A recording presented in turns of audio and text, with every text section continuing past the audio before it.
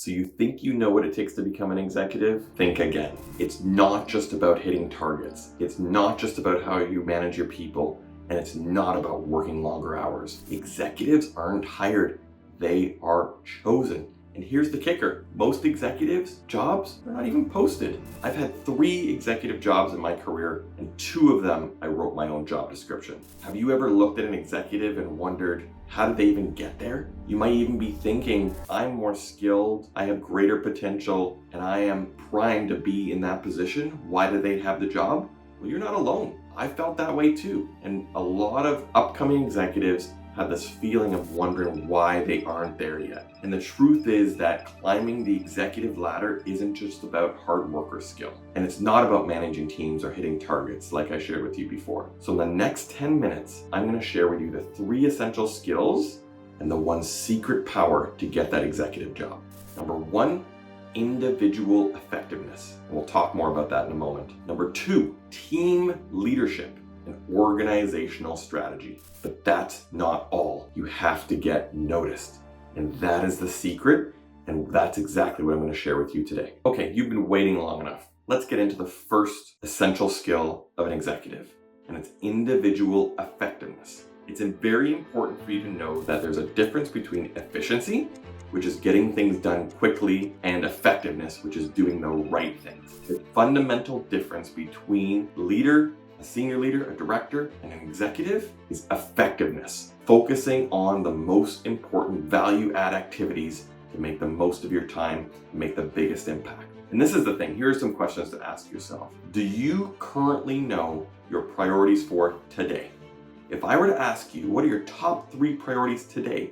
Could you answer them? Now, I don't want you to answer them by thinking, oh, I need to do this, I need to do that. You should have this written down in a system. You should have this so dialed in that you are maximizing your effectiveness to the nth degree. That's what executives do. And it's not just about today's priorities or this week's priorities or this month, but also the quarter, the year, and beyond. And this is the difference, is that you need to be strategic in the way that you allocate your time, where you put your efforts, and how you get stuff done. All of these combine to really demonstrate your individual effectiveness. You see, the CEO or other executives, they need to know that if you are given a task or assigned a problem, or there's a huge opportunity, that they want to give it to you, because they know that you will not only get it done, you will get it done at the highest possible level. And you will probably also find things they didn't even consider, and that you've brought additional value to the table in the work that you're producing, presenting, and really bringing to the organization. But the thing is, you don't want to wait for those opportunities. You want to also create them. And I'm going to talk about that later on, but let's move on to the second one. Okay, I know I talked about individual effectiveness and the importance of your ability to get things done at the highest level. But the reality is, as an executive, it's not just about you. It's about your ability to lead a team. Are you leading others to that same level of effectiveness that you offer yourself?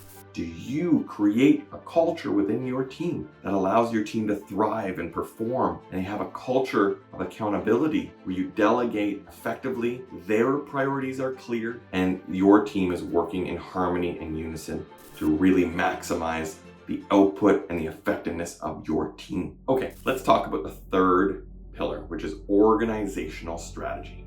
Now, I think that most of you are very familiar with how to build a strategic plan, how to spot an opportunity or perhaps a problem. The thing is, though, when we talk about individual effectiveness, we talk about team leadership, and now we're talking about organizational strategy. Organizational effectiveness is also a critical skill. You can manage yourself individually, you can manage your team, but can you manage a team within the context of the organization? Meaning, there's going to be different functional areas that perhaps have different interests in your particular team.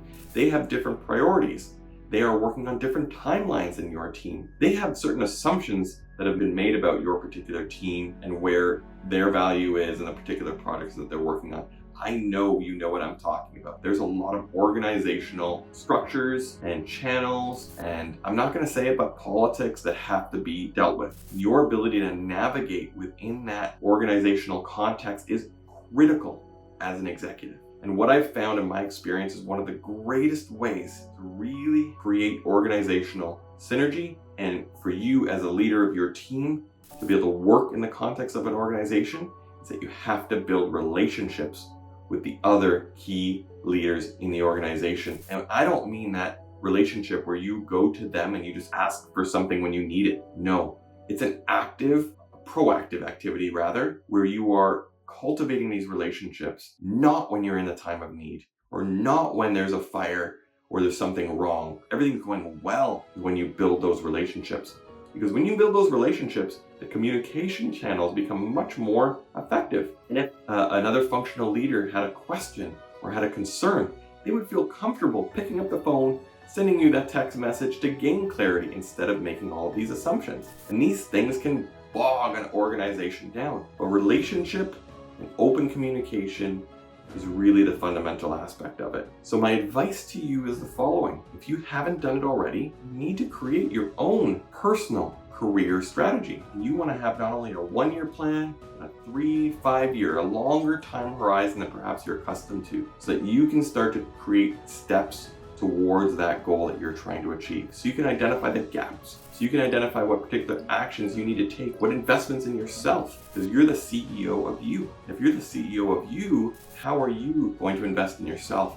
Are you going to ensure that your resources, which is your time, are allocated in the right way? In the context of yourself as individually effective, in the context of you as a team leader and exhibiting team leadership, and in the context of the organization. When you do that, opportunities present itself. And when opportunities present itself, you will be the one to get noticed if you do this. So this is the secret sauce. You need to be solutions focused and solutions oriented. That has got to be your DNA. You are not going to be known as the leader who's always got a problem, a leader who misses deadlines, a leader who has a team that is not working well, a leader who can't be trusted. Of course not. You have to exhibit all of those attributes, all of those skills, but most importantly, you need to be the leader that comes up with solutions. Executives make decisions all the time with imperfect information. They do not have all the answers. And if you are someone who's not comfortable making decisions in the face of uncertainty, I'm going to tell you now, you will struggle in the executive role. I have so much more to share with you, so much more. And I've coached hundreds of mid-career leaders like yourself become that executive. But this is the thing that you need to know. It is that your executive career won't just happen. You have to build it. I know every day that you wait, you're leaving tens of thousands of dollars on the table. Do the math. Think about the compound effect if you were to get that executive job a year or two earlier, or who knows, even get that job in 3 months from now. That might sound daunting. That might not sound possible, but I'm going to tell you that's very, very possible if you put your mind to it. So what do you want to be? Do you want to achieve your goal and become that executive? Earn tens of thousands, if not hundreds of thousands of dollars more in compensation? Build that life that you want for yourself and your family? It's this incremental wealth that you generate that will absolutely compound over time. And it's massive. You can't afford to wait. Why? You're going to kick yourself if you look back and say, man, if I had just done that a year or two earlier, I could be a year or two further along. And that means a lot. So I leave you with this. My friends, if you were to ask them right now, what does Roger do? They say I'm retired. And they say I'm retired because I have financial and time freedom, because I was successfully able to hold 3 executive jobs in a span of 15 years, and in my mid-40s be in a position where I could do whatever I want. And I've chosen, because it's my passion, to really help others who were in my position get that executive job, but avoid some of the pitfalls and mistakes that I made. But most importantly, take advantage of all that I've learned. I just want to share that with you. And if this is something that you want, just book the link below. Let's have a conversation to see if there's any way that I can help you. And let's get you to that $50,000, $60,000, $100,000 raise now.